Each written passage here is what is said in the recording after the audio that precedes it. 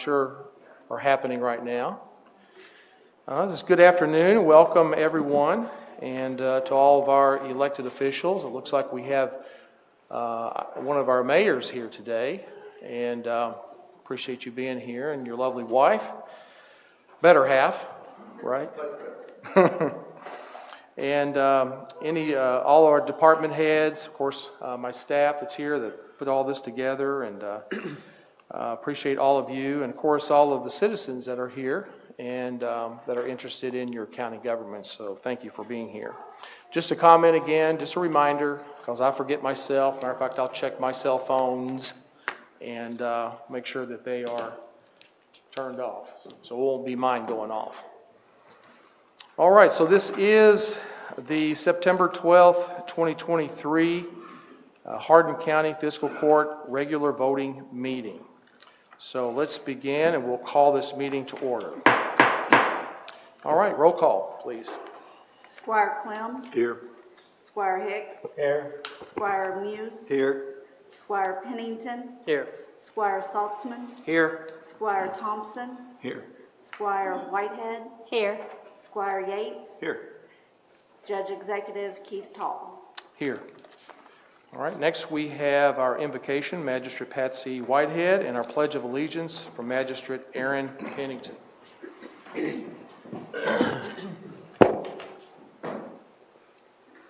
Please bow with me. Heavenly Father, we come to you today and ask that you open our hearts and our minds to see the needs in our community. Guide us in making important decisions this afternoon. Please bless and watch over our community as we face rising COVID numbers, illnesses, and grief. We pray for the many victims of 9/11 and the first responders who braved this tragedy by making the ultimate sacrifice. Father God, we humbly ask you to wrap us in your love and grace. Lord, lead us to be more tolerant and kind in all we do and say. In Jesus' name we pray. Amen. Amen. I pledge allegiance to the flag of the United States of America and to the republic for which it stands, one nation, under God, indivisible, with liberty and justice for all.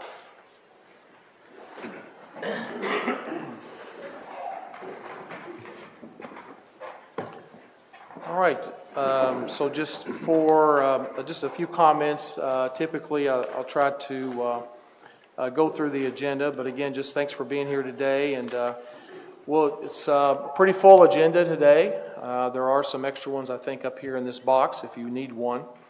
But yeah, so we have the, we'll talk about the minutes next and vote on those from the previous meeting. We've got some informational items today, a bit of a focus on property tax rates. And so we'll have some presentations for those, including my own presentation. And then after that, we'll have a public hearing on the tax rates. And then we'll proceed with a vote on that. And then afterwards, we'll have our typical department and office reports from planning and engineering and the road department, and then there are some written reports as part of the packet. Any citizens' concerns or comments regarding anything on the agenda will be open. And after that, we have several ordinances and resolutions. We'll have, as I mentioned, the resolution on property tax rates. We'll have one on the second reading of design and construction of county roadways. Another one on another ordinance, a first reading of an ordinance on recurring expenses for the library expansion. Then we have 3 items on there regarding an emergency purchase of 3 ambulances, and we'll dig into that when we get to it. And then we have several items on our consent agenda, and then our typical comments, and then adjourning. So that's the basic agenda today that we'll be going through. At that, let's go ahead and approve the Hardin County Fiscal Court August 29th, 2023 minutes. Is there a motion to approve? So moved. Second. Okay, a motion is second. Any discussion? Judge, I got one change to the minutes. Down where it says Squire Yates shared the part of the increase included stretcher equipment. It states that he also stated that the county needed to spend its ARPA money. That needs to be changed, that he also stated that the counties needed to spend their ARPA money. Okay. So if it's okay with fiscal court, we could go ahead and vote on the minutes as amended. Is that okay? All right. So we'll go ahead and just proceed with that and have any other discussion? Okay. All right. So let's go ahead and have a roll call. Squire Clem. Yes. Squire Hicks. Yes. Squire Muse. Yes. Squire Pennington. Yes. Squire Saltzman. Yes. Squire Thompson. Yes. Squire Whitehead. Yes. Squire Yates. Yes. Judge Executive Keith Taul. Yes. Motion passes. All right. Next on the agenda are some informational items and some presentations. I think we have some folks here today to explain a few things to us. So on the Hardin County Soil Conservation, Vincent Thompson, if you'd like to kind of give us an update on what the tax rates, I think, is the main topic, right? Sure thing, Judge. Thank you. I really like that y'all are called squires. I just really enjoy that when I hear that being stated off. So I want to make sure that was well known. Could you pull that microphone up towards your mouth just a little bit? How about that? That's Better? perfect. Thank you. So y'all heard that I like y'all being called squires and everything? Okay, good. No, the Hardin County Conservation District this year is going to be applying for the compensating rate, which in years past, we've always had a flat tax rate. But this is the first time that I know in my history that we've been going to apply for a compensating rate and maybe in the history of the organization. So as we all know, times are just tight all around, and here we are. So Okay.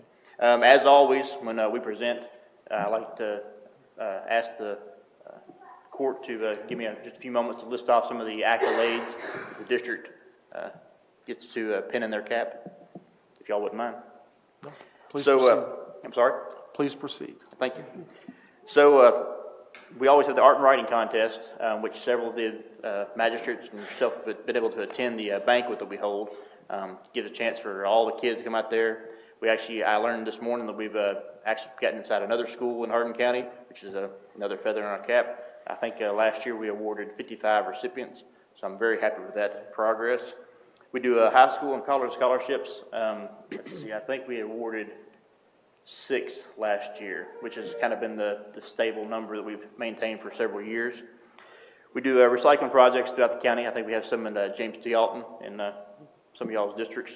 And tree seedling giveaway, that's always a very popular one. We've already been getting calls for April, and we've made our request from the tree farms, and hopefully we get all that we requested, and hopefully we'll be able to make sure everybody has something that they want out of that. We sponsor the 4-H FFA Youth Project Completion Show at the county fair every year. That's just another place where all the animals come out there and the students show off their hard work over the year, and we're proud to be a sponsor of that. We sponsor 2 campers for the conservation camps, 2 campers for the 4-H camps. We also have sponsored recently a seasonal high tunnel at Meadowview in Ragwood. We're very excited about that project. They've done an excellent job with that, and I'm hoping to keep that project moving forward. We sponsor and support Central Hardin High School land judging teams. We sent one team out there to, I think it was in Oklahoma. Is that right? Oklahoma City? Yeah.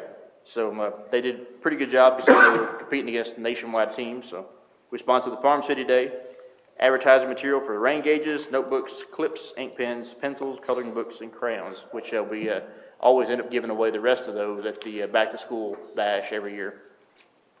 And then last but not least, we sponsor the Progressive Safety Day. So I'm happy to answer any questions regarding the compensating rate or activities we are involved in or any activities we could be involved in. I'm always available for that. So, Comments, questions? All right. Well, thank you. I appreciate your report, and we'll proceed. Thank you. thank you all. Thank you, sir. All right. Next is Hardin County Extension Office, Zach Heibert.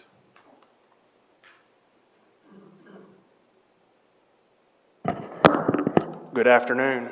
Good afternoon. I'm Zach Heibert. I'm the chairman of the Cooperative Extension District Board.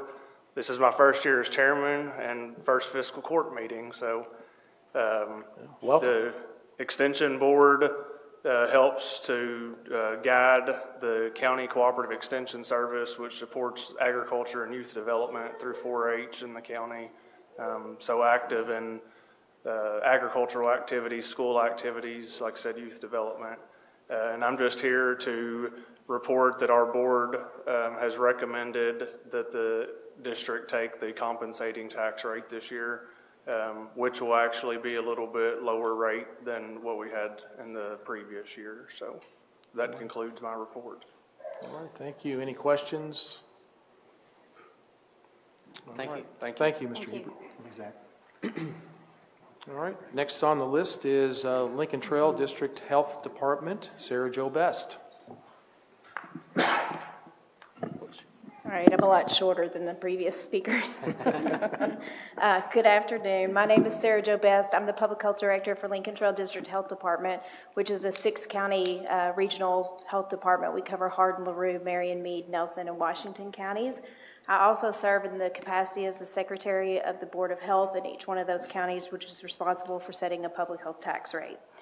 The Hardin County Board of Health met on June 20th of 2023 and voted to maintain the tax rates that they had previously set for the past 22 years that I'm aware of. The rate of 2.2 cents per 100 of assessed property valuation, 2.2 cents of assessed property valuation on personal property, and a rate of 2.2 cents per 100 of assessed property value on all motor vehicles in Hardin County. All right. Any questions? All right. Just appreciate what all of you and your organizations do for this county. Thank you very much. All right. We'll move on to proposed tax rate presentation before we go into a public hearing. So if you don't mind pulling that up. All right, next page, please. Next page. Okay, so the purpose of this obviously is to provide a recommendation for 2023 county property tax rates. Just going to go through a quick introduction, a bit of a timeline, some methodology, a quick review of this year's budget summary, and then what the recommendation, and then a summary at the very end. Can you go back one, please? There you go. So introduction, just for some of you that may not be aware of this, and of course this has been a learning curve for me throughout the year, but the property tax revenue is the largest funding mechanism that's used by fiscal court. There's some others, but this is the largest.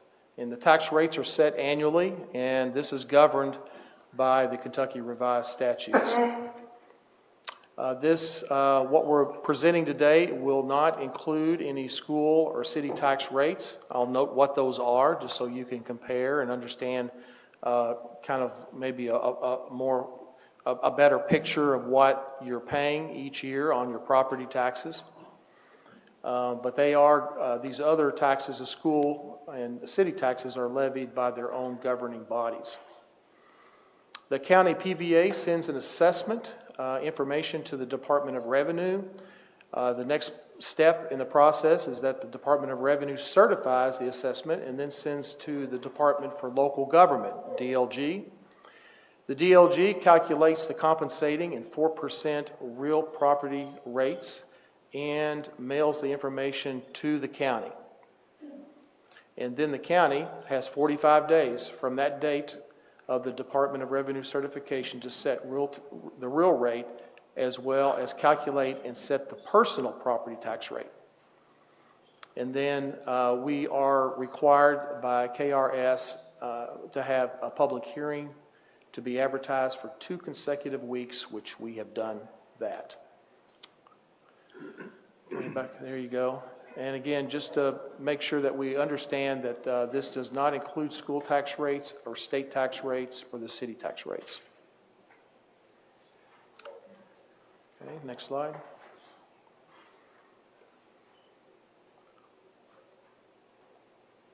Okay, and what categories are included in this proposal? We'll have the real property tax and the personal property tax, motor vehicle, watercraft, aircraft tax.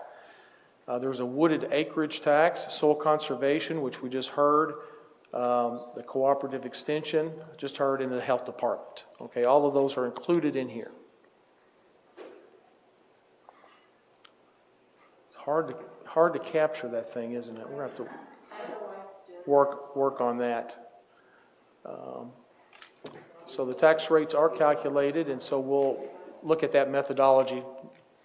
The timeline, we've been through everything. We're up all the way up through today, where we've advertised, public hearing, second advertisement, and now today we'll have a public hearing in a few minutes, and we'll have the presentation of all these tax rates. Okay, next. Okay, this is just showing what the letter from the DLG, what it looks like, and it basically specifies that we have two options. One is the compensating rate. This generates approximately the same revenue as the previous year, exclusive of new property. And if we were to choose that, we would not require a public hearing. And then the 4% rate increase generates 4% more revenue than the compensating rate. And that does require a hearing process. Okay. And then there's a worksheet that comes with that, plug in all the numbers in. If we look at 2022 tax rate, that used the compensating rate. It came out to be 11.6 cents. Should be cents instead of percent. Sorry about that. 11.6 cents per $100 valuation. And then if we look at the, I know you can't read the numbers on it. I can barely read them myself. But the bottom line is that the compensating rate is calculated, and that should be 10.9 cents. And then the rate allowing 4% revenue increase is 11.3 cents. So if we apply these to the actual numbers and multiply it all out, then the compensating, if we use the compensating rate, the real estate tax would be, as you can see there, over $8.5 million. The tangible personal tax would be approaching $1 million, a little less. Total at about $9.7 million. The 4% rate, which is actually just 4% higher than the previous, the compensating, you can see those numbers, and the differences between those are in green below that. And at the end of the day, the total between those two is about $356,000 between those two rates. So this slide will just show what we budgeted for this fiscal year. We budgeted for the real estate tax at about $8,600,000 for tangible personal property tax, for a total of $8.575 million. That's what we budgeted for. If we were to use the 4% rate, we would come in at about $685,000 above that budget. If we were to use the compensating rate, we would come in at $358,000 above the budget. Okay, and then down at the very bottom, we'll again see the difference between the two, 4% and the compensating rate of $328,000 is the difference. And just to note that you might see a difference between these numbers and the one on the previous slide. If we look at the bottom, it's got a note that we are estimating about a 92% collection rate. That's taken into consideration that we need to pay the sheriff's office to collect all this money, and then there are some that drag their feet and don't pay it. So we estimate that about 92% of what we're supposed to get is really what we end up with. And so that 92% is multiplied times each of these numbers on this to give us a more accurate estimate of really how things are going to turn out. Okay, just a quick review of the budget. If we some of you may remember, if you were here, that when we covered that when we look at our revenue and our expenses, we after we were able to add the total of $2.6 million from the hospital sale into the budget, and we had everything put in there, but we basically ended up with about $227,000 in the clear, in the black, if you will, for the budget. Now, we applied that $227,500 toward some expenditures that we needed to purchase, which I think are on the next slide. And so you see all these one-time purchases and investments that we made, about $752,500 worth. And if you apply that previous money in the black from the previous slide, we still ended up with about $525,000 that we agreed would, if we spent all of that would have to come out of our cash reserves. Again, our cash reserves are right about $11 million right now. So just some observations, some budgeting challenges, if you will. Our 22-23 budget was amended multiple times, and it utilized cash reserves to balance this very tight budget, trying to compensate some for some employee pay increases that we were needing to get in there, and just to try to keep the turnover rate under control and keep up with inflation, which is that third item. Don't expect 2024 to be any exception, and mainly because inflation is still out there, right? We're still seeing a pretty high rate. We saw 8% in 2022, almost 5% in 2021, and year to date, we were about 4.6%, or we are at about 4.6% for 2023. I think the current rate is a little above 3%. So I hope it continues to go down, but we'll see what happens. In addition to that, we have our jail, we have the sheriff expenses. All of these increased in 2023, and we had to budget for those as our county increases in size. Probably around, I understand, around 20-25% increase in population over the next 2 or 3 years, possibly. Then we'll see those expenses continue to rise significantly. EMS, all the other departments' expenses increased, things like fuel and maintenance, personnel. And another thing to keep in mind is our emergency services. We've got a lot of emphasis on that in our EMS, our fire, emergency management, and 911. All of these are going to see expansion with fast growth that's predicted. So all these are going to be pressures on our, on our budget for sure. So with all that said, you saw the difference is about $300,000 in taking the compensation,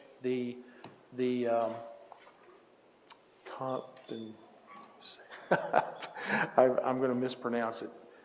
The compensating rate and the 4% rate. So the recommendation is go ahead and adopt the real property tax rate at 4%, which would take us to 11.3 cents per $100 valuation for real property. What this in essence will do will lower, actually comes out because there's more properties out there, there's some higher valuations, but the rate itself will lower from the current property rate of 11.6 cents, which is what we paid last October, November, December, to 11.3 cents per $100 evaluation for real property. And then for the personal property, It was set at 11.8 cents, and it will be reduced to 11.3 cents per $100 valuation.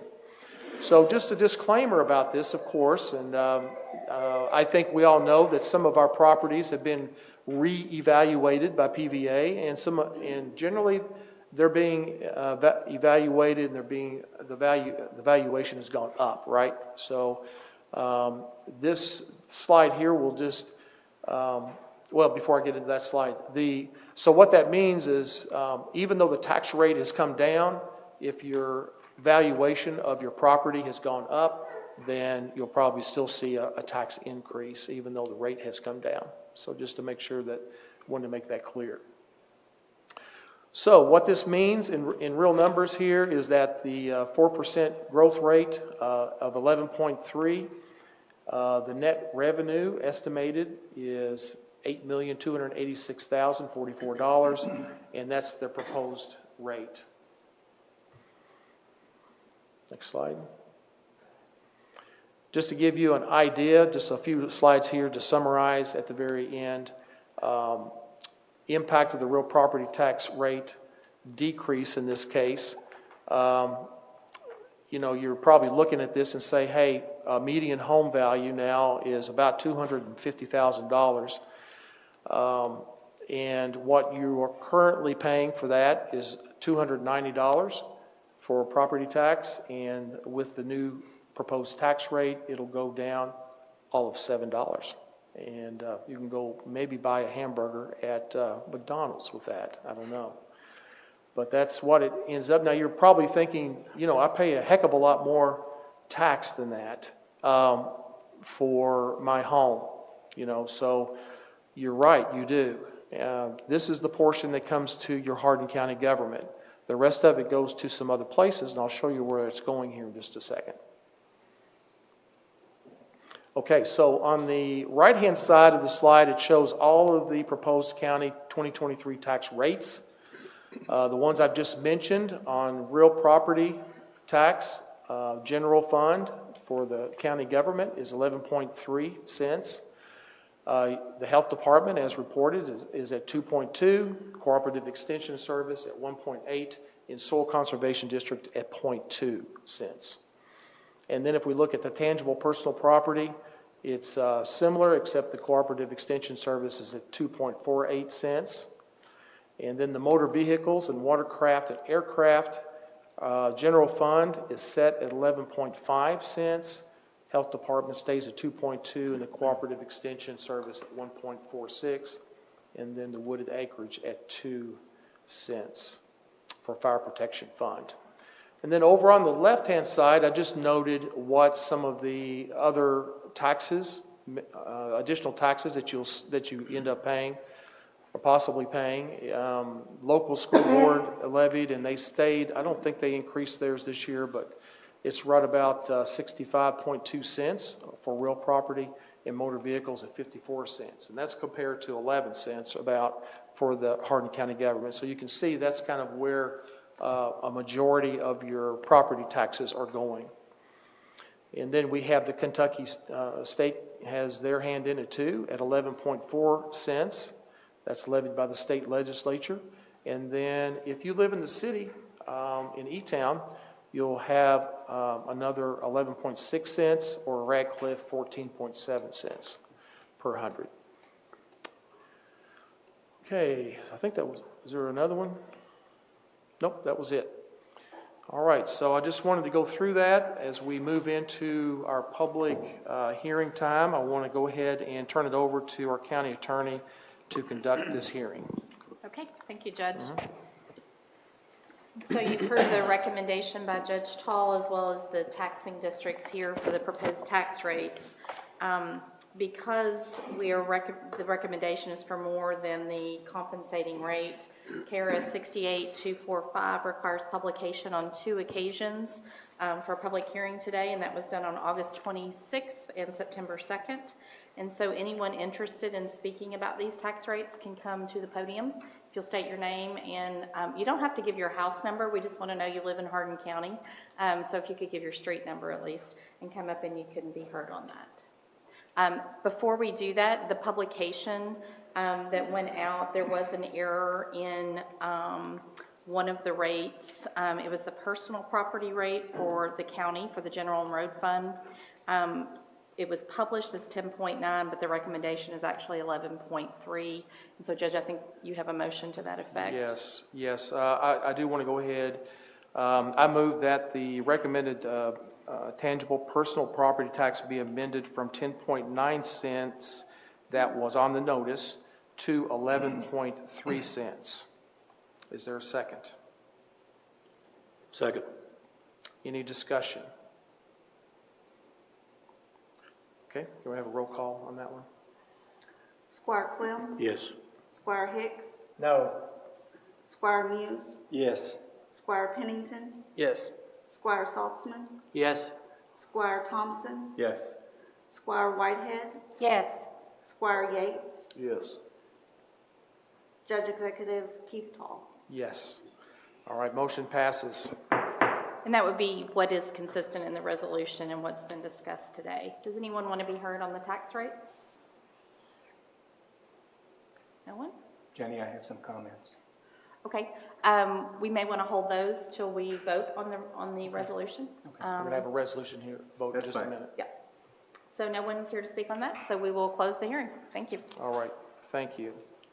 All right, so let's go ahead and while we're talking about all this, and we'll go ahead and vote on the resolution. It's in section 8 here on ordinances and resolutions, item A. And this resolution is what we're going to vote on is approved resolution number 2023-195 related to approval of the 2023 property tax rates. Again, this resolution is I don't know if I have a copy of it here. I think I made a copy, but the resolution has all these rates that I just went over in the presentation. And so, yeah, if there's a motion to approve. So moved. Second. Motion second. Any discussion? Is this the proper time? Yeah. I find this so important that typically I do not prepare statements, but I have a rather lengthy statement just to make sure that we're aware and understand some things. The recommendation to fiscal court is to adopt the allowed compensating rate, producing a 4% revenue increase from taxes. This, as I see it, truly is a tax increase, just as Judge Taul indicated. Hardin County tax rates go down since the property values have significantly increased. This is why decades ago the state legislature limited the extent to which local governments can take advantage of citizens with property values when they dramatically increase. The fiscal court is not taking or is not reducing the rate. The state legislature in Hardin County's increasing property valuations are forcing us to decrease to a rate that will cause no more than 4% increase in property taxes to be charged. The compensating rate will produce an additional $290,000 approximately in tax receipts, and this is due to the increase in the property values. Again, the additional $330,000 produced by the 4% growth rate is a tax increase as I see it. The lower rates are caused by the mathematics of the situation with increased property values for the county. Bottom line, county seeking to increase the total property taxes, not rate, but taxes.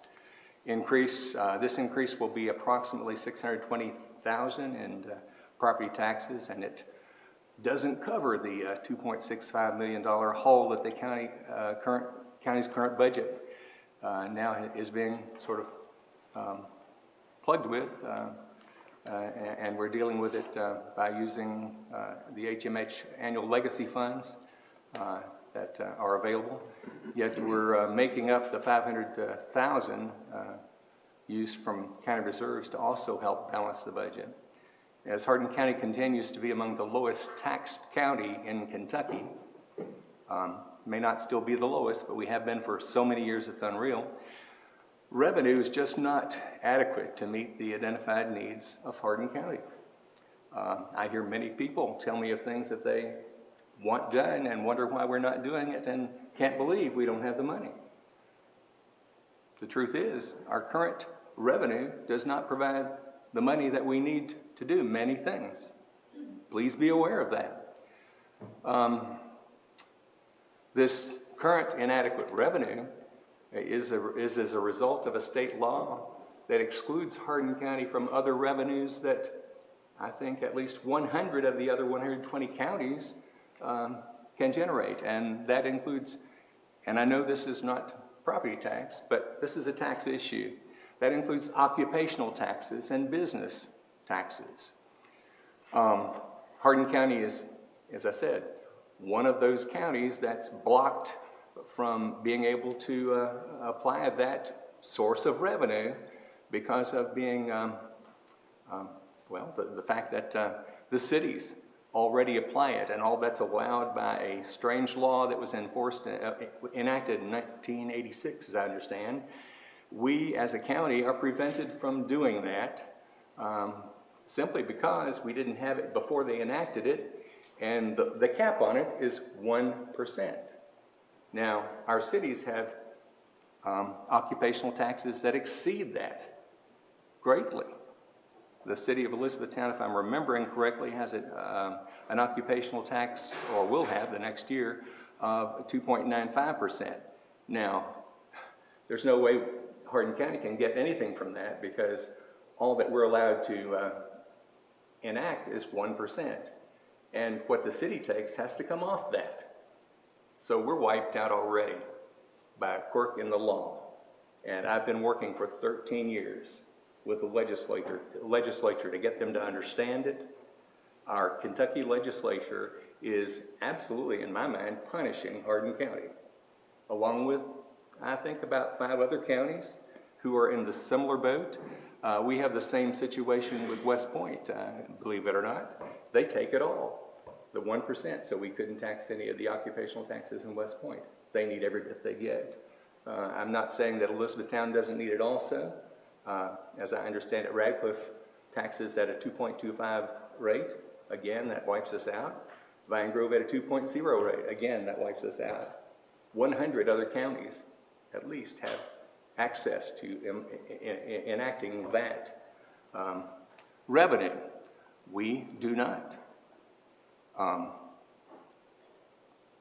I have tried to work with the interim committee on local government. I've tried to work with the annexation task force, and I think the last meeting they had, they finally understood that the issue that they are addressing goes far beyond annexation of property by cities, but it goes to the occupational tax that we're not able to access as a county. Guys, we're facing a future where the needs are going to greatly increase. You know, the things that we're doing today in our budget is minimal. And we provide services for all these cities also. But we don't get revenue from that. As a matter of fact, we're prevented from having that revenue. I've asked for the state legislature, time and again, to look at leveling the playing field some way or other so that Hardin County is on a level playing field with the other counties throughout the state. We are not. So if you wonder why we don't have resources, there's your answer. Most of the other counties generate as much, if not more, revenue from occupational taxes than from property taxes. We are limited, for the most part, to property taxes. I just want to make sure that our public is a little bit informed of that. Nobody seems to be able to understand it. I know it's difficult to comprehend all the intricacies of it. It's been a challenge for me to put it in words to have you hear it. Hopefully your friends and neighbors will tune in and realize that Hardin County is at a big disadvantage when it comes to other counties. Again, I don't like taxes. I'd prefer not to have any increase in taxes. But the funding that we get right now is bare bones, and we're operating at a high level in this county. People look at us and think, you have all kinds of resources. Look at what you can do. We do not. And we're doing a great job with what little we have. So I just want to, I guess, sensitize our public to that issue and the future. And we'd be facing this same situation, whether the big blue oval plant over there was there or not. We've had inadequate generation of revenue. So park that somewhere and do what you can to contact legislators, get them to take a look at it, and level the playing field for Hardin County, Kentucky, where there are at least 100 other counties have a great advantage in what they can do over what we have. Thank you very much for listening. Okay, Larry? Well, you know, as a government, we always can have this ace up our sleeve. We can vote to raise taxes. We've got a lot of families out here that has no resources like that. I've talked to several families this week. They're struggling to just put food on their table and a roof over their head with inflation and everything. And I just think this is the wrong time to do this on our families in Hardin County. Everything E.G. said, I agree with. But I'm concerned about the families in Hardin County. They can't raise the taxes. They can't go out and say, okay, I can't meet my needs, but I'm going to have to raise my paycheck, so the employer is going to have to pay me more money. They can't do that. Fiscal court can, state government can, United States government can, but the families cannot do this. And I'm against this right now. I mean, somewhere down the road might be different, but I don't think the timing is right to put this burden on the families here in Hardin County. A lot of you is going to tell me after I get done talking, well, this is not a tax increase. Well, it is a tax increase. Either way you want to look at it, it is a tax increase. It might not be a whole 4%, but when you go in to license your vehicle or pay your taxes on tangibles, it's a tax increase. And I think we're just doing the wrong thing here at this time to do that. I think we're hurting the families in Hardin County. So, thank you for your time. Any other discussion? Seeing none? The matter we're talking I'm sorry. about is the tax rate that Judge Taul proposes, 4% rate. And that's what my vote's going to be on. But I just want to be clear that part of the presentation involved the budget. And if you reflect on the Finance Committee meeting that we had on the budget, it clearly stated in the minutes that the budget was not being balanced with the legacy funds, or has been labeled hospital money. So I just wanted that to be clear. That's not a settled issue, apparently. So, but I'm voting strictly on the resolution for the tax rate today. Okay. Anybody else? Any other discussion? Okay, hearing none, we'll have a roll call. Squire Clem, Yes. Squire Hicks, No. Squire Muse, Yes. Squire Pennington, Yes. Squire Saltzman, No. Squire Thompson, Yes. Squire Whitehead, Yes. Squire Yates, Yes. Judge Executive Keith Taul. Yes, motion passes. All right, so let's go back then, and here's some department and office reports and updates. I think, did Adam King, did he leave? Yes. Okay, so we'll have to catch him at the next time. I think he had another engagement that he had to leave for. All right, next is engineering, Stephanie Givens.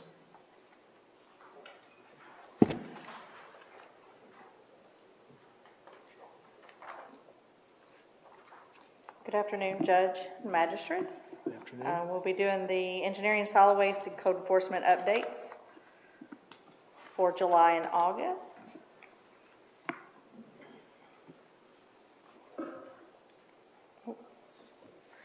So for the erosion sediment control inspections that we did for July was 148, and for August it was 173. This is the annual inspections for a comparison for the last 5 years. So you can see for 2022, we did 1,692. So far, year to date, we've done 1,153.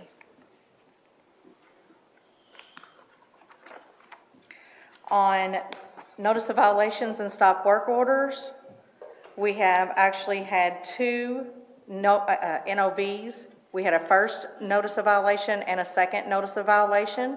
And stop work orders, we didn't have any for August and 0 in July. Now, those were both for two different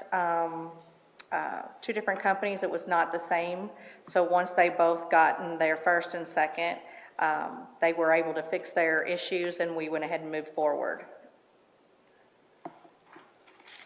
This is your annual notice of violations and stop work orders for a comparison for the last 5 years. 2022, we had 9 NOVs and 0 stop works, and this year, year to date, we've had 7 NOVs and 0 stop work orders. Our public concerns deal with drainage, erosion concerns, floodplain, permitting, new construction, and sinkholes. Out of our public response calls for July, we had 8, and for August, we had 4.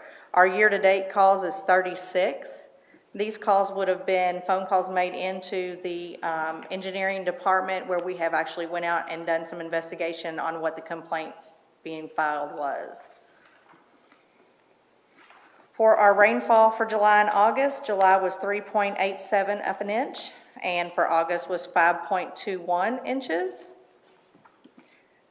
Our rainfall average versus actual, you can see there for July, it was 4.91 on the annual average, and August was 3.67. And the actual for July was 3.87, and August was 5.21. So our year-to-date rainfall total is 38.57 inches so far. Our code enforcement report for July and August.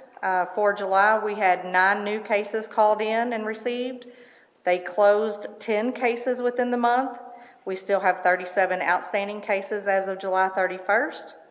For the month of August, we had 7 new cases received, 14 cases closed within the month.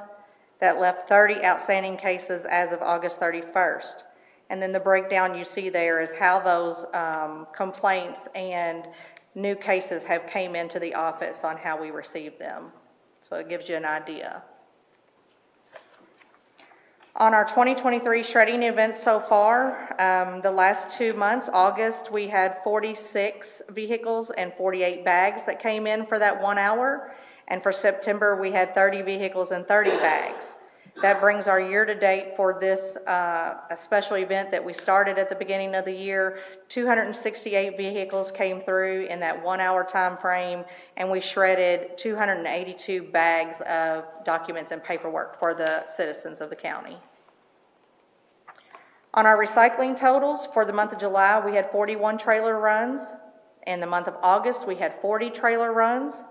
And then if you look there at the breakdown for July and August, that is our tonnage on what was taken over to Meade County and collected within our trailers. So the month of July, we had 66.4 tons, and in August, we ended up with 65.75 tons of recycled items from our trailers. Our upcoming event, the next shredding event, will be Monday, October the 2nd from 1 to 2. Again, that will be down at the Hardin County Road Department at 501 Bacon Creek Road. I do have one other thing that I would like to give you all some information on. This past Saturday, the 9th, was our second free dump day of the year for our citizens. The first one was in the spring. The second one we always do in the fall. I don't have the tonnage on what was brought in for that just yet. I'll have that on my next report. However, we did have 548 cars that came through during that time frame. That was double the amount of well, actually more than double the amount of cars that we had for our springtime free dump day. So, any questions? Was that, Stephanie, was that an hour long? The free dump day is, no, it's from 7 to 1. It's from 7 to 1 on a Saturday. Okay. Okay. And that is for Hardin County residents only. So we had quite a few calls that came in asking questions about that event prior to Saturday. So we had a lot of interest in it. And that, again, is something that we would like to maybe partner with some of the other counties to allow them to have that for their citizens as well, because it seems to go really, it goes over really well in Hardin County. It gives people an opportunity to do those clean outs before the holidays come in. So, any other questions, comments? Okay. All right, thank you. Thank you for the report. Thank you. Thank you. Road Department, can't remember, was Dwight going to give that? I don't remember. Okay, so we'll postpone that. I know he had a year-end or annual report that he was wanting to give at our next meeting, I think. Judge, I think his mother's in the hospital. Oh, that's right. Okay, thank you. All right, as you can see too, there are some other written reports and we can that you have access to. All right, that brings us to any citizens' concerns or comments. Is there anyone here that wanted to speak to an agenda item? If you just state your name and where you live. Dolly Gunther, I live in Roneyville. Thank you. Regarding resolutions and ordinances, with due respect, is it possible to either write a resolution or just post the actual resolutions and ordinances on the internet prior to the fiscal court meetings? People want to know what exactly these resolutions or ordinances are that you all are voting on. And we're just sitting out, some of us are just sitting out in the audience and we do not know exactly. If you can't write a resolution that be on the website, could they be read prior to the vote, resolutions and the ordinances? Okay. So that's my question and I appreciate it. Okay, Thank yeah. Yeah, that we have looked at that, that's for sure. It's a good question. I think one of the concerns that's probably kept us from moving forward with that is that if we were to put the resolutions or ordinances out there, of course, they haven't been voted on at that point, so they're drafts. And so there's just been some concern that if you have them out there available, then they could be copied, you know, and then and many of them probably would be spread around the community, and they would not be adopted yet at that point. So I just haven't come to a good solution to that as of yet, because that is a significant, I think, a legitimate concern that's been brought up before, and it just wasn't as clear as I would have liked to have been. Because I mean, none of these are secret stuff, really. You know, there's nothing in any of these that that anybody would have. You know, we're not trying to keep secrets, but that is the issue that's been brought up. So I'll re-look at that and see if there's a way that we can get past that concern. Okay, I don't know if anybody else has any comment around that. I'd like to just, I guess, also state, I think we owe our community the respect and the information about the resolutions and what we're voting on. But as Judge Taul says, it's kind of difficult to do that until we voted. But I'm not opposed to sharing information like that. I think it's important that we do share information and that everyone has a full scope of what we're voting on and what that entails. So thank you, Dolly, for approaching and bringing that up to us today. Thank you. Well, I, for one, would not want a resolution floating around in the community and being used as an ordinance that has not been voted on, because we know sometimes they get amended. And so until it's completely voted on, it's not an ordinance. And I've never had that concern expressed to me in 12 years and 9 months. So I don't think it's a burning issue of the community. And if they want to know anything that's going to be on or in the ordinance, they can also follow up with us. And an ordinance can be amended. So if we do something in error and the community feels like we have, they can let us know, and we can address it. I will tell you, so on the difference in an ordinance and an amendment, in a resolution, the ordinance is always available before the meeting. You may have to make a trip up here, but when we advertise them, we say that in the advertisement that how you can access it. So it has to be accessible before second reading, so just to let you know that. Thank you. I mean, I think a good example of what can happen if wrong information is going around is, I believe earlier in the year when we voted on the committee meetings, I had several people that I talked to that said, well, that's not what was said to me. You know, a lot of hearsay going around. Well, unless you talk to one of us or you talk to somebody and get it directly from the source and understand fully exactly what's going on, that's how rumors can spread, and it's not 100% accurate. So I think that's the importance of not having something out there that's not correct. And whether you read it or not, being able to talk to us is probably the most important part. So, I mean, one option, of course, right now would be to contact any one of us, and we can talk to you specifically about that resolution or whatever it is. I've tried to be more descriptive in what they are on the agenda, and tried to talk to them to some extent. But of course, that's the agenda is not available that much ahead, and so it may not be that helpful to you. But once you see it on the agenda and you're still concerned about it, always feel free to call your magistrate or call our office, and we can try to give you the information that you would like about it. Any other comments? Yes, sir.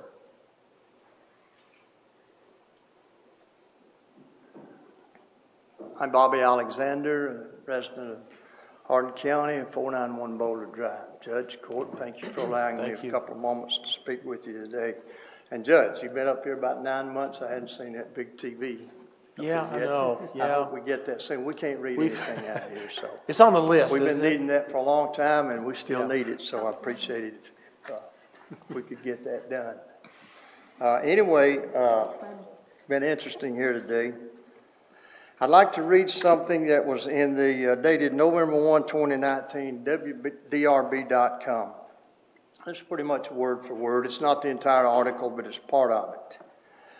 Hardin Memorial Hospital, part of the purchase agreement of the Hardin Baptist Health will spend $235 million over the next 10 years on capital purchases. More than $126 million of that goes to Hardin County. $60 million when the sale is finalized. $66.4 million more over the next 25 years, or $2.656 million per year. And they'll also take over $37 million of the county's debt. To this very day, I haven't been able to find out exactly where that money's at, the money that's been received to date. I know where some of it is. I want to know. And a lot of other people want to know. And I'm asking somebody up here, if you want to be open with the people of this county, let us know. If you need to call me in and tell me, that's fine. I'll be happy with that. I want to know. I have a right to know. So I would ask you to make that happen. Now, sadly, I missed last month's meeting. I hate to do that, but I did miss it. And I could be off a little bit because I had to get some secondhand information. But anyway, I'm really curious as to how many ambulances the county has and how many should it have. I can't find those answers either. But as I understand it, this group voted for 3 new ambulances last month at a humongous cost of money. I believe it was over $800,000 per vehicle. I'm hearing that, and that's a qualified word, I'm hearing that now there's discussion about buying 3 used ambulances in addition to the 3 new ones. And I think the $139,000 each or something like that. I just want to know, I know that was one of your big concerns, Judge, as a candidate, what was happening in the EMS, and I understand that. It is very important. But the people ought to know what we're paying for. And why it's always proposals for new trucks for this department, new ambulances for this, always new stuff going on, but we never really get, unless we come here and ask, and you can see not very many people care enough to come here and ask. And yes, I know I could visit here on weekdays and talk to the judge or the deputy or someone else and probably get my answers. But I want it from here because you are the people that makes these things happen. Y'all do the voting that makes these things happen or not happen. So I would ask for more of the transparency of the things that's going on and a better accounting of the resources that we give you, or the hospital sale, for example, gives you, to use to run the county. That's all I'm asking for. I'm not fussing at anybody. I'm not mad at anybody. I just want to know. And I believe as a taxpaying citizen, I have a right to know. There was a brief mention earlier about occupational taxes. I have heard it said, and again, I don't know if this is fact. Can't seem to find it out. That Glendale has been carved out of the Blue Oval facility, which the Blue Oval facility will be paying, employees there will be paying occupational tax. I can't find it. If somebody help me out with that, if it's true, all I need to know, yes or no. Because like I have to do for my own budget, I try to look forward 2, 3, 4 years ahead and plan and have the resources that I need to take care of my home, my family, my obligations. I like to know what the county's doing too, because I can usually look and maybe anticipate no tax increase or a tax increase. But at any rate, I think this court needs to be more open. I think you need to give us more information about what you're doing with the tax money that we provide you with. Thank you all. Thank you.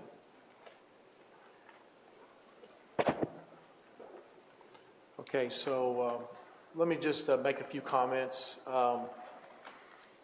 Yeah, the hospital sale, I have not tried to find a report on that or anything, but on the final numbers and where the money, all that money that was paid to the county, exactly how it came in, and I'm very familiar with the 2.65 million that comes our way each year, but beyond that, I don't know. So, I mean, we can try to do some, pull together a report that is probably out there someplace and see what we can come up with as far as the facts about the matter. I think is what you're asking for. So, let's see, there were two other items. Ambulances. The ambulances, yeah, we're getting ready to talk about the ambulances, so I'd like to kind of put that off until when we start to discuss the emergency order, executive order for 3 more ambulances, so we can talk to that at that point. And then the occupational tax, I think it's, I don't know how well it's been reported, but the occupational tax for Blue Oval, it's a fairly common thing for a state to defer taxes for a company that's coming in to the state to try to woo them to your location. So as far as the tax rates in occupational taxes, income tax for that company, property tax, all of those things have been deferred for, I believe, at least 15 years. So we, as a county, will not receive any tax money from that project for quite a while. And so that's, just wanted to make that clear, you know, because some people say, hey, you know, Blue Oval's $6 billion project, you know, the county's going to have quite a bit of money coming in from occupational tax and all these other property taxes and stuff, and it's just not true initially. Eventually those taxes will kick in, but we do have this time period that it isn't. So I do want to clear that up. There is an occupational taxing district that is larger than Blue Oval area, and it encompasses, it goes around Glendale. I can't tell you exactly where the boundaries are, but if you want to come to my office, I have a map. I can show you exactly where they're at, and we can look at that. But those folks that are in that taxing district have started to pay those occupational taxes this year, and so we have started to collect those in that area of the county. The downtown Glendale area, I believe, was exempt from those occupational taxes. And that's pretty much a summary, I think, of where we're at with that. Judge, I think the last administration did negotiate a deal with Boss for an $8 million one-time payment that comes to the county. Yes, I'm sorry. You're exactly right. There's construction worker occupational tax that we were supposed to get, and as you might imagine, that may be a little difficult to collect that type of tax because you've got people coming from all over the place and just trying to collect it. So the previous administration made a deal where we, I guess it's $6 million, I believe, that we, and then another $2 million after that, instead of actually collecting individual taxes from all those workers. So, so those amounts and that money has not been finalized. There was an agreement, but that money hasn't come our way yet. We're hoping that will happen fairly soon, and we'll start to get some of that money in because we have it somewhat designated, or would like to designate it towards some of the emergency service improvements and infrastructure that we know needs to happen in that area, with basically the size of a population of Vine Grove coming into that area every day. So we know it's going to stretch our services, particularly in that part of the county.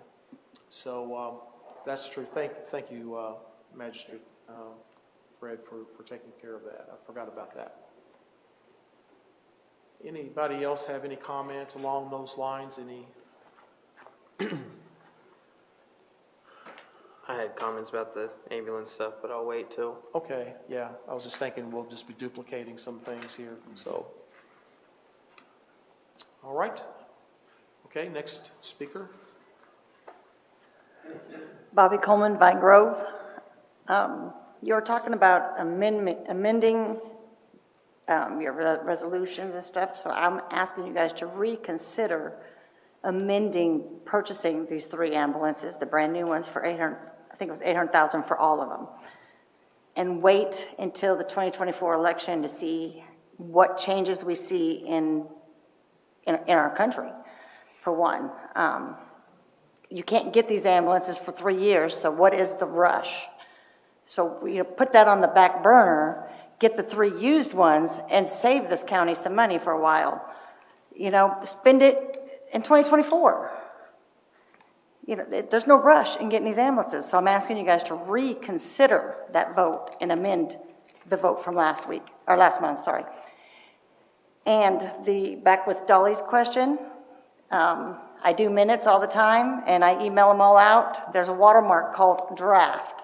If you put the draft on these resolutions and ordinances and put a little asterisk saying subject to change at any time, that's pretty knowledgeable for us to say, oh, yep, it could be changed at any time, and then we all know that you have to vote to get the final draft, to take the watermark off. So that's just a good suggestion, you know, for you guys to ponder on and think, so we could see them prior. And you know, unfortunately, you guys took our voice away in committees, so we, you know, we can't speak there to hear and give our opinions there. So at least if we get them in advance, we can kind of prepare a speech better than hurry up and writing something down out here in the waiting room. So, thank you. All right, thank you. Ms. Coleman, did you enjoy the town hall meeting? I did. I did. Good. Gotta save that pink house. All right, thank you for that idea about how to handle the resolutions. Anybody else? All right, we'll move on then. Okay, moving on down into the section 8. Item B, the second reading of ordinance number 336, series 2023. This is relating to creating a guide for the design and construction of county roadways. And I know we talked about this and had some discussion about what was in this. Much needed standards that we need to make our roads in Hardin County better from the very beginning as they are developed, and making sure that they're going to last longer and bring the cost down overall over the years ahead. So just a great document. I'm pretty excited about it. I think it's going to really help us out. And so we had the first reading and voted on that last time. This is our second reading of this ordinance. I just need a motion to approve. Move to approve. Okay. Second.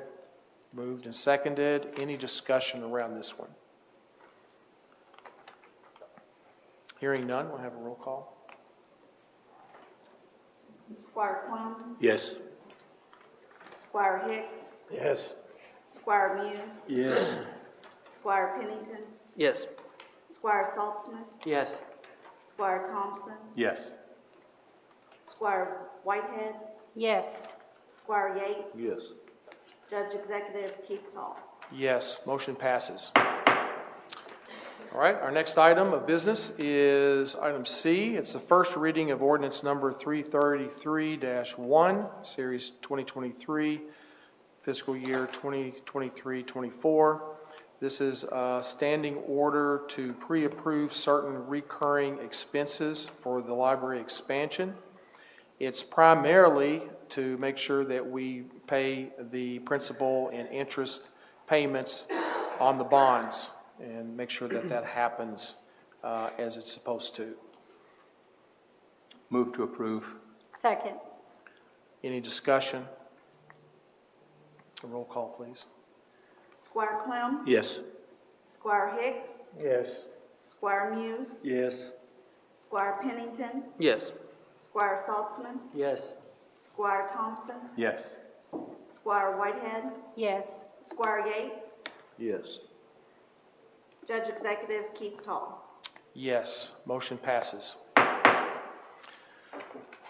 Okay, moving on to the next three items. These all have to do with an emergency purchase of 3 ambulances. I just want to give just a brief background so that we all understand what's going on here. We have need on any given day of 8 ambulances. And we have crews for those, and they are out doing wonderful work every day, taking care of all of us that have need. And, you know, they are actually overworked, but that's how many we have and how many we have staffed currently. And what has happened, and then we also have 5 other ambulances that are backup, and the backup ambulances usually are older ambulances, and you know, just they're ready to be used if there's a breakdown a mechanical breakdown or something happens with one of the others. So we do have some backups. One of the issues that we know we've had, and one of the reasons that we proceeded with purchasing 3 brand-new ambulances is because our fleet is old, and we're having mechanical problems with them, and we needed to upgrade our fleet. The 3 new ambulances that we're not even voting on today, that was done last meeting, but there was some comment about it. And the 3 new ambulance, of course, there's a terrible wait time for those we've been told, of 3 years. We know we need them. We know that we don't know which way the price will go. It could go down, it could go up. The amount of time that we're waiting for new ambulances could decrease, it could get longer. But we do know we need them, so that decision was made last fiscal court to proceed with going ahead and purchasing those at about $800,000 for the 3 put together. Now, in the meantime, last week, we had 6 of our 13 ambulances that were in various states of repair and out of service. I'm sorry. 7. Did I say that wrong? 7. 7. Okay, 7 ambulances. So you can do the math. That means that we had some time where we didn't have the ambulances, the 8 ambulances, all of them out servicing our community. And so we're already pressured on those 8. So you can see where that would be a concern, okay, for this fiscal court. And I know it is for me. I'll speak for myself. But I know that it's a big concern and it weighs heavy on me. And knowing that it's going to be possibly 3 years, it take to get new ambulances, about 1.5 years to get a remount. That's taking our current vehicle or taking our current box and putting another truck underneath it. And that takes, that's a long lead time also. So we know we need ambulances, and we were hoping that we could find some.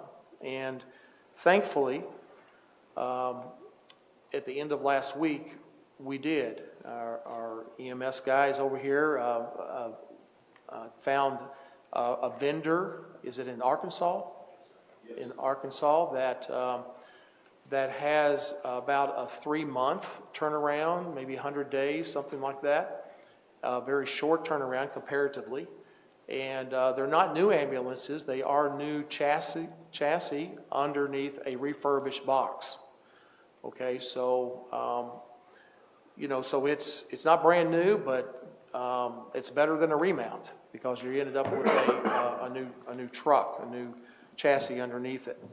So they were able to find 3 of these, and after lots of discussion with them and looking at the current situation I've just described to you, we found out that the cost of each of these was about right at $175,000. That's compared to a remount that takes 18 months of $186,000, I think the last time that it was priced. So it's actually cheaper than a remount.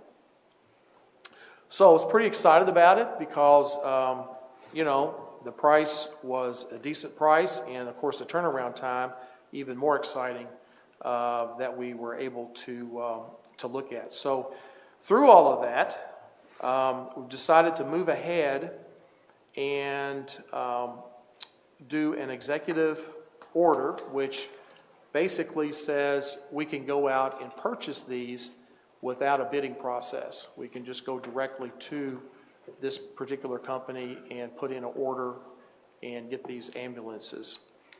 So that's what we did. That's I've already done the executive order to purchase the 3 ambulances. The executive order basically, it was on the 12th day of September. It's whereas the daily operations of Hardin County Emergency Medical Services requires functioning ambulances, whereas there are not enough ambulances for adequate emergency coverage due to mechanical breakdowns and excessive mileage And whereas a turnaround time for a remount, 1.5 years, 3 years for new ambulances, whereas the bidding requirements for KRS 424.260 would cause an unreasonable delay in the procurement of replacement ambulances, whereas based on current quotes and the estimated cost to replace the 3 ambulances is $525,000. And now therefore ordered to an emergency hereby declared for the purpose of accepting the quote of a chosen vendor on the ground set forth in this other part of KRS. It is further ordered a copy of executive order shall be filed with the Hardin County Treasurer, which has been done. Okay, so that doesn't require a vote or anything. I just wanted to make sure that I went through that and there was an understanding around it. I don't know, I want to go ahead and open it up and see if any of you have any comment about that before we jump into the actual vote for the budget amendment, emergency budget amendment, which is next on there. If you have anything to add to the situation as you know it. Yes, Larry? I just wanted to clear something up. You said these chassis are new.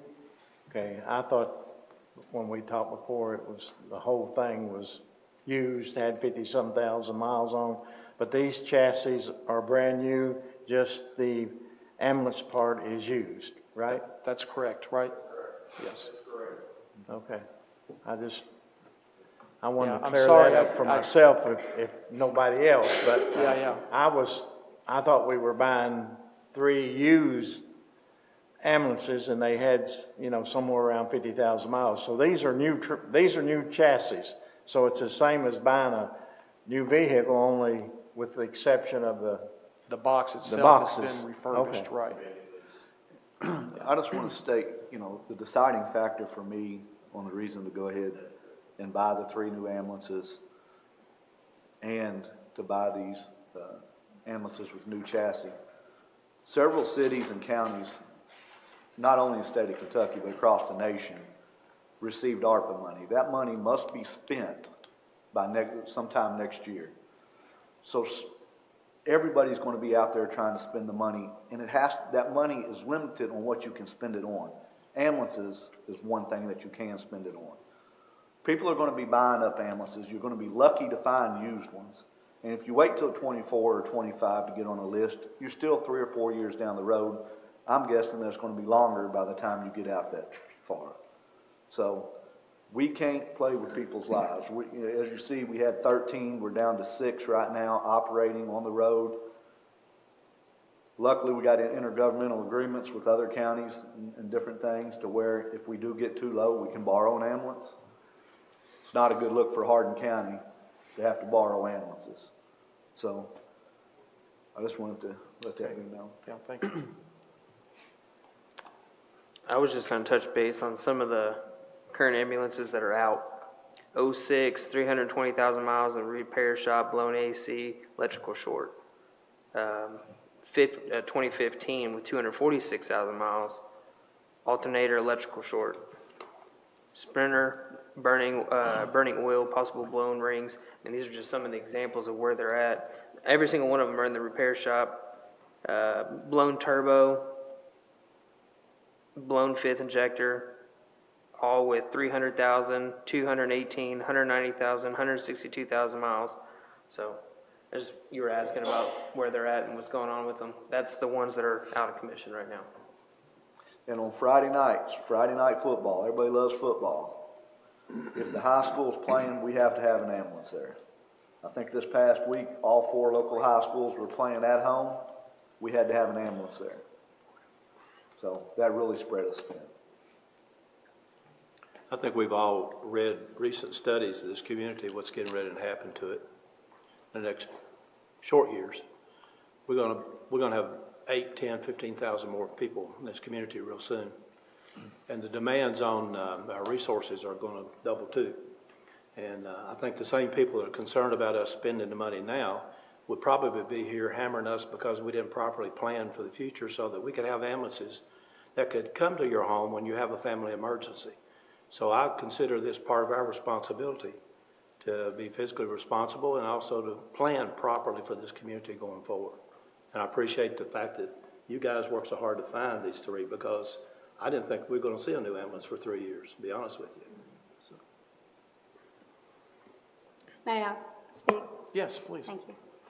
I agree a lot with what Magistrate Clem states. I know in speaking with EMS, we had six trucks that were down last Friday, and those Friday night football games were coming up, and you know, when you have to pull the ambulances that are there for emergencies and take them to a football game, that's a risk in and of itself. 3 of our ambulances right now have over 300,000 miles on them. And when you have a total of 13 and a half, 14 ambulances and 6 of them are out, you've got a problem, and we do have to correct this. I'm not trying to put a blame on the previous administration. I would never do that. But we have to step up now and take care of our community and our first responders as well, so that we have the proper equipment. You know, yesterday we celebrated, and it's not a celebration, but we all remembered 22 years ago what happened, 9/11. No one's exempt from any type of terroristic attack or major tragedy. No community is exempt from that. And we need to act and prepare ourselves the best that we can and in the most physical way that we can to prepare for emergencies. And I think this makes sense. So I'll be voting in favor to do this today. Thank you. Okay. Anybody else? Yes. And when you was talking about putting off till 2024, spending the money, really the 800,000 we're not spending until we actually receive the ambulances. We're committing to it, but we're not spending it yet. And like Squire Clem said, we're trying to be proactive, not reactive to emergency services. Emergency services, you're in trouble, you're in bad situation if you're being reactive all the time. So that's why we're obligating or committing ourselves to the 3 new ambulances. We're talking about 3 used ambulances right now, with lack of better terms. So we're not talking about, I mean, the 3 brand new ones is over and done with, right? Right, that was done last meeting. So today we're talking about 3 used ambulances at $500,000 roughly. That's correct. Okay, so I'm in favor of that. Okay. Anybody else? Okay, so let's go ahead. There's 2 items that we need to proceed with in order to make this happen. One is an emergency. It's an ordinance. It's an emergency budget amendment. It's ordinance number 332-2, series 2023, fiscal year 2023-24. And so this is an emergency budget amendment, and it basically what it does is move funds into the general account for these non-budgeted ambulances of $525,000. So we move those funds. So this is the amendment here, and I think you all have seen it, but it's actually $524,994 to be exact. Okay, so this allows us to have one vote on this, and we're able to make the move of the funds to where we can actually use them. Is there a motion to approve? Okay, second. Any further discussion about this? Hearing none, we'll have a roll call. Squire Clem. Yes. Squire Hicks, Yes. Squire Muse, Yes. Squire Pennington, Yes. Squire Saltzman, Yes. Squire Thompson, Yes. Squire Whitehead, Yes. Squire Yates, Yes. County Judge Executive Keith Taul. Yes. Motion passes. All right, and the final item that we need to address is a resolution number, we need to approve resolution number 2023-199, and this is related to approval of the purchase of these 3 ambulances. So this basically allows us to, to send the money to this company and get these ambulances. Is there a motion? So moved. Second. Okay, any further discussion? Hearing none, we'll have roll call again. Squire Clem, Yes. Squire Hicks, Yes. Squire Muse, Yes. Squire Pennington, Yes. Squire Saltzman, Yes. Squire Thompson, Yes. Squire Whitehead, Yes. Squire Yates, Yes. Judge Executive Keith Taul. Yes, motion passes. All right, very good. All right, let's look at the next item on the agenda. It's the consent agenda. Just a few notes. Usually try to go down and just kind of hit on some of these things that that are in here, actually all of them. There's the typical claims batch. This is basically the county paying its bills. We would also be approving resolutions number 190, 191, and 192. All of these are related to some personnel changes in our 911, EMS, and engineering. The next item is actually item E and item I are related. E is approving resolution number 193, and that's approving the engineering job description revisions that were updated and we discussed. And once that is done, and if we agree to that today, then we will be posting for this position that we need to fill. And until that happens, we wanted to make sure that we were covered with any signatures that a county engineer would need to make. So resolution number 198 is to approve Vicki Meredith as acting senior engineer to cover ourselves in this interim, and she'd be able to sign anything that needs to be signed as an engineer, for the county engineer. In addition to that, we have resolution 194 related to approval of financial transfers and open the checking account for the library's construction project. So we'll be able to do that and get that going. And resolution 196 is related to approval of the Employee Assistance Program, EAP agreement, through some changes in insurance and such. This is basically required for drug-free workplace and having a drug-free type of assistance program, and that's what this agreement is about, for this company to provide that service to the county employees. Resolution 197 is related to approval of accepting surplus of 4 stretchers from Shelby County EMS. And then item J and K are Resource and Community Support Committee meeting minutes, special called meeting minutes, and then the Finance Committee special called meeting minutes. Both were on the 6th of September. And I think that covers all that's in the consent agenda. Is there a motion to approve the consent agenda items? So moved. Second. So been moved and seconded. Is there any discussion regarding these items? All right, hearing none, let's have a roll call. Squire Clem, Yes. Squire Hicks, Yes. Squire Muse, Yes. Squire Pennington, Yes.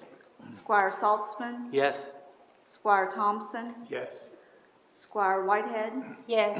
Squire Yates, Yes. Judge Executive Keith Taul. Yes, motion passes. All right, that concludes our business part. We have some time now for any comments, and our county attorney, do you have any? I don't, thank you. All right, thank you. And our county clerk, Brian Smith, who looks really good today, by the way. Missing the bow tie, but, do you have any comments? Yes. Okay. Brian asked me to remind everyone that the deadline to register to vote in the November election is October 10th by 4 p.m. Eligible voters can begin requesting an absentee ballot September 23rd. You can do both at govoteky.com or by calling or visiting the clerk's office. All right, well, thank you. You said, I'm sorry, you said you can get the absentee on the 23rd of this month? Yes, Thank on you. the website govoteky.com only, because we're not open on the Saturday. Gotcha, thank you. All right, very good. All right, so we'll have some time for magistrate's comments. Magistrate Chris Yates. This Saturday, the northernmost part of Hardin County, West Point, will be having their River Days Parade. It starts at 11 a.m. If any of the magistrates or anybody's interested in being in the parade, you need to be there and line up by 10:15, and that goes for coroner, sheriff, and everybody else. The next thing I have is the Emergency Services Committee meeting is on September 21st at 3:30. Thank you. Magistrate Kenny Saltzman. I have nothing. Okay, Magistrate Patsy Whitehead. First, I'd like to thank our citizens that are here today and spoke and shared your views and concerns with fiscal court. It's important that you continue to do that. It's important that you continue to reach out to us and let us know what's on your mind. We need that. We need to hear from you. And the Resources and Community Support meeting, the next committee meeting is Monday at 3:30 on September 18th. Thank you. All right, thank you. Magistrate Fred Clem. The last court meeting, we announced the next town hall meeting will be at Upton Community Center. And our vote, when we established the town hall meeting, that date was set as October 31st, which we all know is Halloween. So we were able to get a new date set as October the 30th at 5:30, and it's at the Upton Community Center. Next Finance Committee meeting will be on September the 19th at 3:30 across the hall. And remind folks, please don't drink and drive and don't text and drive. All right, thank you. Magistrate Aaron Pennington. Yeah, I just wanted to make a comment in regards, just in general, when it comes to, looking at our citizens and their health and safety, to me, that's my number one priority. And that's why I think we're so adamant about that. So I just wanted that to be known. But outside of that, I have nothing. All right, thank you. Magistrate E.G. Thompson. Thank you. I just want to remind people to, when you're driving, pay some attention to the speed limits. They're there for a reason. Everybody's in a hurry, it seems. It's really been driven home to me more and more about the risks that people are taking when they drive through residential areas that are posted at 25 miles per hour and they're doing 50 miles per hour. You're doubling your chance for killing some child who may be playing out there. They're residential areas. I really want to get you to pay attention to that and drive the speed limit at least, if not some under. Be careful, be kind, look out for everyone. Even on the state roads that are here in Hardin County, the traffic and the speed has increased so much. And if we do not at least begin to defer to other drivers as we're driving and be polite and careful, there's going to be a huge increase in the need for emergency services and ambulances. So I just want to sensitize people to, please, if you're in a residential area, why would you take the risk of injuring a child who, many of them do play on the edges of the streets and maybe even in the streets. And speed limits typically are 25 miles per hour. And often, there are people who travel through, especially those that seem to be cut-through areas, as we heard last meeting, at 50 miles per hour and more. So be sensitive, please, and adjust. All right, thank you. Magistrate Larry Hicks. Yeah, a couple of things. Number one is Upton's Days this Saturday. I would ask everybody to come out and support them. They're trying to kick this off. It's kind of been on the back burner for a few years, and there's some people down there that's trying to get this started again. So I encourage you to come out and support that, mainly for our political people. Come out. We're going to have a parade. And, you know, come out. Election is right around the corner. And I don't care if you're Republican or Democrat, come out and support who you're in favor of. And they're trying to have a big car show that day too. So all the car guys is going to go down and try to help them out with that. So just want to remind you of that, and let you know that Saturday is Upton Days. Do you know what time that is, Larry? It's 10 o'clock, the parade is. The 10 o'clock is parade. It's the rest of the day, I think. I'll have to go to my Friday evening. Well, Thank you so much. yeah, I mean, they do festivities. Some of the things go on Friday night, but the parade and everything is Saturday morning. Okay. Anything else? I'm done. Okay. Magistrate Kenny Muse. Just remind everyone, the next Public Works Committee meeting is Wednesday, September the 20th, 3:30. All right, thank you. And of course, a reminder for the next fiscal court meeting is September 26th at 5:30, right here in your favorite courtroom. Committee meeting's already been mentioned. I was going to mention Upton Day and Parade. Larry already took care of that. West Point River Days. I will say that that starts Thursday, and so Thursday, Friday, and Saturday, extended time for all of us to go up there and enjoy that beautiful scenery they have there at the Ohio River. And I believe the mayor's going to be at the dunking booth, so I know I want to be there to throw. Anyone else taking a seat in the dunking booth if you really want to help out the community? I just want to throw the ball. That's all I want to do. Try to pay off the fire. All right, so I think all we have left is to adjourn. Motion to adjourn. So moved. Second. All right, any objections? Hearing none, meeting adjourned.